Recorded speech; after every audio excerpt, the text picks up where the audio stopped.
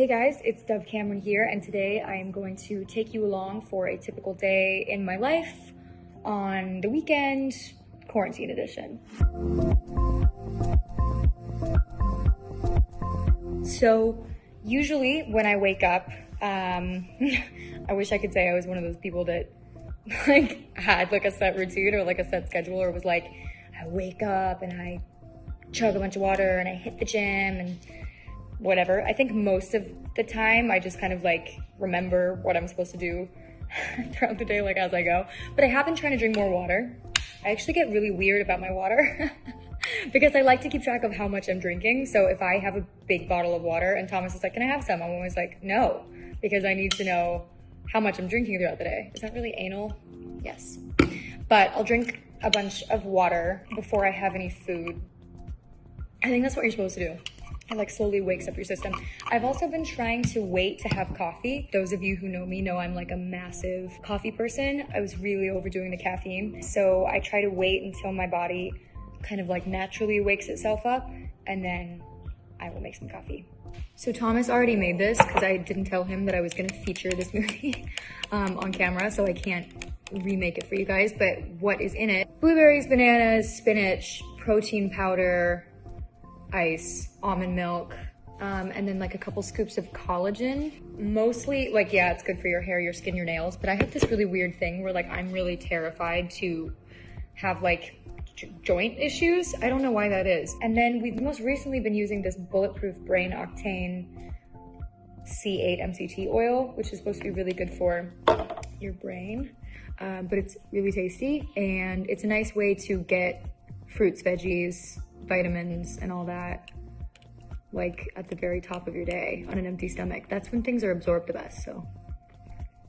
So right around now is where I will get some work done, send some emails, send some texts, talk to my managers and agents and my theatrical team about projects that I'm working on. Then I will message my label and my music team and give feedback. Besides my new single, We Belong, coming out, I actually have another song that I'm working on, and it is ready for me to listen to it and send back my notes to the producer. This is perfect, don't touch it. Remove this completely. Emails done, notes on the new single sent, and I'm very excited for you guys to hear because that song is a banger, if I'm telling you guys.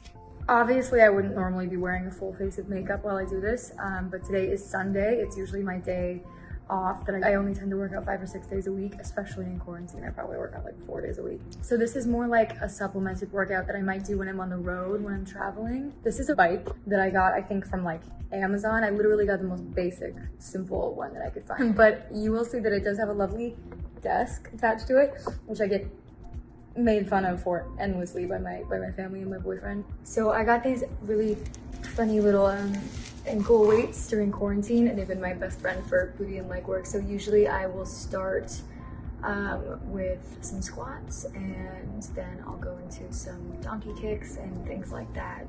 And I will end with some ab work. I just do basic stuff that I feel I picked up along the way.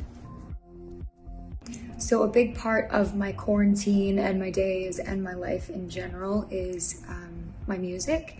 And when I'm not releasing something and when I can't be in the studio writing, I like to write at home.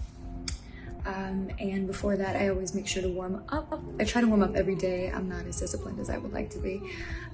But yeah, so you're gonna see me do some pretty silly warm-ups with my incredible vocal coach, Eric Vitro.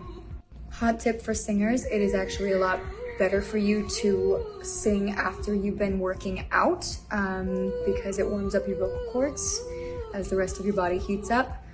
But running or going on the elliptical or doing yoga where you are going upside down into down dog and things like that is really bad for acid reflux. So things like the bike on high resistance or anything like body weight that doesn't trigger acid reflux is really good right before you're singing.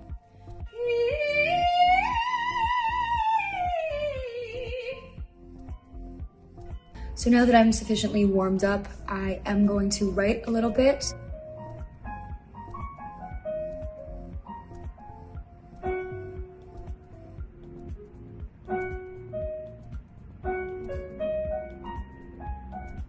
hear a song that I learned when I was little? Yeah.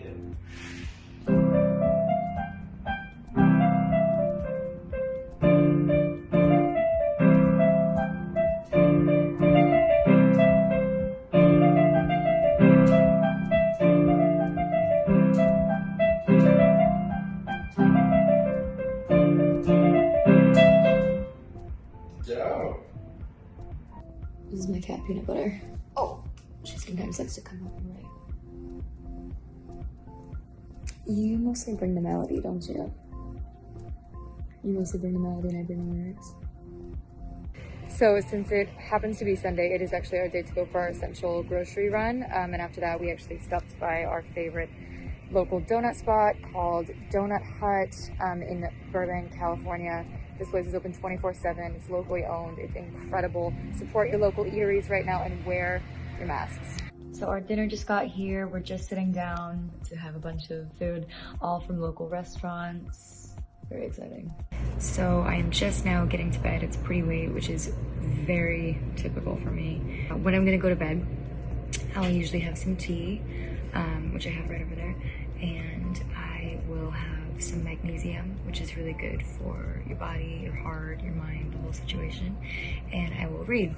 I have been reading The Great Fires by Jack Gilbert for a while now because my mom is a poet, and I find I've always read poetry ever since I was really small, and I find that books of poetry are my favorite to read because if it's good poetry, it can transport you somewhere quickly and you can think on it and you can read it a couple times over and it can sink in and it can really move you. I have a couple books by him and I would definitely recommend his writing if you're a sensitive person, and even if you're not, you can definitely tell it's a well-loved copy with all of these.